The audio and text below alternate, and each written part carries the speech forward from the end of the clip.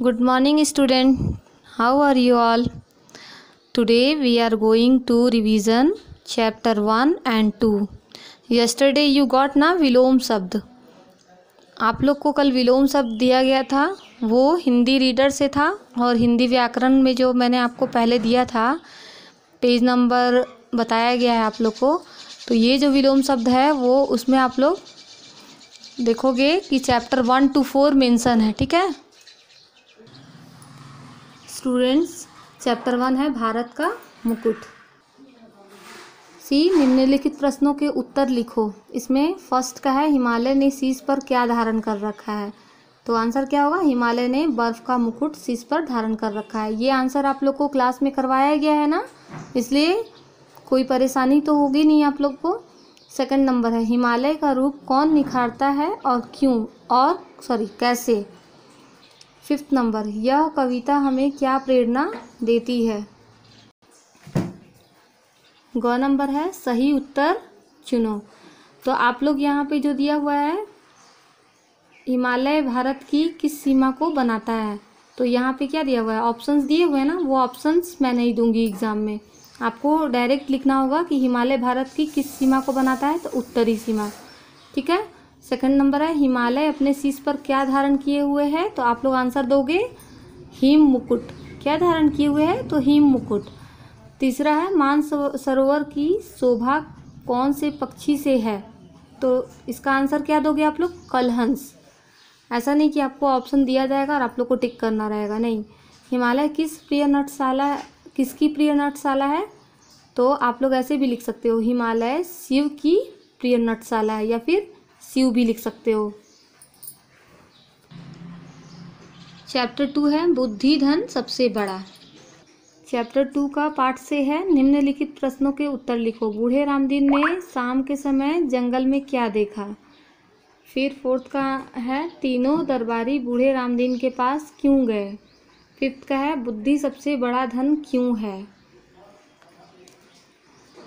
ख किसने किससे क्यों कहा. इसका आपको प्रैक्टिस थोड़ा करना होगा, आपको थोड़ा टफ लगेगा लेकिन फिर भी आपको करना होगा, क्योंकि आगे चल के किसने किससे कहा आता ही आता है. अगर आप 5, 6 में जाओगे, 7 में जाओगे, ये हमेशा हिंदी के बुक में देखोगे रहता है, इसलिए अभी से आपको प्रैक्टिस करना ज़रूरी है. किसने किससे कहा, जैसी आपकी आज्ञा महाराज. तो किसने कहा, रामदीन ने महाराज से कहा. और क्यों कहा, तो महाराज ये जानते थे कि उनके तीनों दरबारी मूर्ख हैं. सेकंड नंबर है फिर हमारे बाल बच्चे कहाँ जाएंगे. तो किसने कहा, दरबारियों ने रामदीन से, क्योंकि महाराज ने उन्हें चेतावनी दी थी कि अगर वे उत्तरों का अर्थ नहीं बता सकेंगे तो वो उन्हें पद से हटा देंगे. तीसरा है 40 वर्ष पहले ही मेरे बाल सफ़ेद हो गए थे. रामदीन ने कहा, महाराज से कहा. ठीक है, क्योंकि महाराज ने पूछा था कि पर्वत के उस शिखर पर कितने वर्षों से बर्फ गिर रही है. ठीक है, प्रैक्टिस करोगे तो हो जाएगा.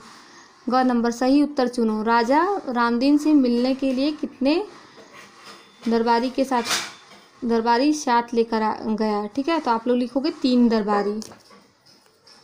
2 नंबर है बूढ़े रामदीन के बाल सफ़ेद हुए कितने वर्ष बीत गए थे, तो 40 वर्ष. राजा ने दरबारियों को उत्तरों के सही अर्थ बताने के लिए कितना समय दिया, तो 1 मास. फोर्थ का है दरबारियों ने बूढ़े को कितनी असरफियाँ दी, तो 300 असरफियाँ दी. ठीक है, इसका जो हेडिंग रहेगा, जैसे देखो ये हेडिंग क्या है, इसमें सही उत्तर चुनो ना, तो इसका हेडिंग रहेगा एक वाक्य में उत्तर दें. ठीक है, चलिए देखिए विलोम शब्द कल आप लोग को मिल चुका है, इसी ये सब मिक्स किया हुआ था, इसलिए आपको परेशान होने की ज़रूरत नहीं है. और पर्यायवाची शब्द मैं दूंगी रिवीजन में, इसलिए इसको आप लोग अभी टच नहीं करोगे. जब मैं जो दूंगी उसमें से ही आप लोग को लर्न करना है. ग नंबर का, इसमें ता प्रत्यय लगाकर शब्द बनाओ. जैसे प्रसन्न है तो उसमें ता जोड़ दोगे तो क्या हो जाएगा, प्रसन्नता. गहन गहनता, संपन्न संपन्नता, ऐसे ऐसे करके आप लोग पूरा बनाओगे. घ का है भाववाचक संज्ञा बनाना है. जैसे नम्र है तो नम्रता करोगे. ठीक है, ऊंचा है तो ऊंचाई करोगे, ऐसे ऐसे करके बनाओगे आप लोग. ये भी है पढ़ो समझो और लिखो, ये भी आप लोग प्रैक्टिस करोगे. क नंबर का है, पेज नंबर 13 है ये. ख का है सर्वनाम. ठीक है। तो अब नीचे दिए गए वाक्यों को पढ़ो तथा बताओ कि रंगीन सर्वनाम शब्द पाठ में किन संज्ञा शब्दों के स्थान पर प्रयोग हुए हैं। तो अचानक उसकी दृष्टि जंगल से आने वाले रास्ते पर पड़ी, तो किसकी? रामदीन की। अब इसमें आप लोग स्टोरी अगर आप लोग पढ़े होगे तो तुरंत आप लोग को समझ में आ जाएगा। महाराज मैं तो बहुत जल्दी उठा था, किसने कहा था? तो रामदीन यहाँ भी होगा। क्या आप उन उत्तरों का विश्लेषण कर सकते हैं? तो ये आप लोग बताओगे, ठीक है। मैं आप तीनों को 1 मास का समय देता हूँ, ठीक। स्टूडेंट्स, आप लोग ये जो रिवीजन क्वेश्चन मिला है उस पर फोकस करोगे, लर्न करोगे, ठीक है, और लिखोगे रफ नोटबुक में। लर्न कर करके आप लोग लिखते जाओगे। ऐसा नहीं कि मैम ने वर्क दे दिया है तो पहले उसको कंप्लीट ही करना है, कि रफ कॉपी में लिखना ज़रूरी नहीं। पहले लर्न करते जाओ, क्वेश्चन उतार के रखते जाओ और उसके बाद आंसर लर्न कर करके उसमें लिखना है।